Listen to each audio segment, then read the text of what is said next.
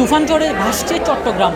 Cineplex থেকে শুরু করে সিনেমা হল সবখানে সিনেমাটি দেখতে দর্শকেরা এমন উপচে পড়া ভিড়। আমরা কয়েকজন দর্শকের সাথে কথা বলবো, তাদের মন্তব্য জানার চেষ্টা করব। আসছি তো আমরা তুফান দেখতে, বাট এসে টিকিট পাইলাম না।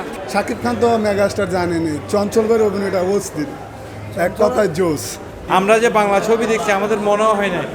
মুক্তির আগে নির্মাতা রায়হান রাফি পূর্বাভাস দিয়েছিলেন আজ বাংলার আকাশে বাতাসে এক ভয়ঙ্কর তুফানি ঝড়ের সম্ভাবনা দেখা দিয়েছে।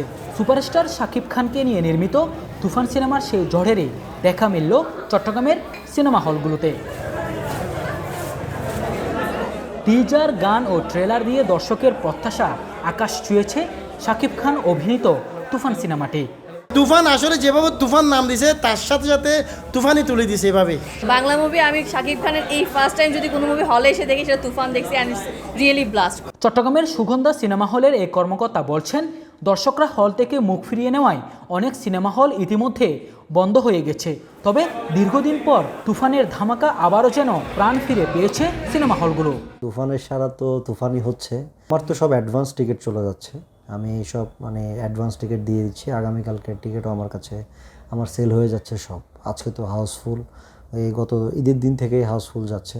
উল্লেখ্য, তুফান সিনেমাটিতে যৌথভাবে পরিচালনা করেছে দেশের প্রযোজনা প্রতিষ্ঠান আলফা আই, চরকি ও ভারতের প্রযোজনা প্রতিষ্ঠান SBF। সিনেমাটিতে আরও অভিনয় করেছেন ভারতের মিমি চক্রবর্তী, বাংলাদেশের চঞ্চল চৌধুরী, নাবিলা, মিশা সওদাগর, ফজলুর রহমান বাবুসহ আর অনেকেই।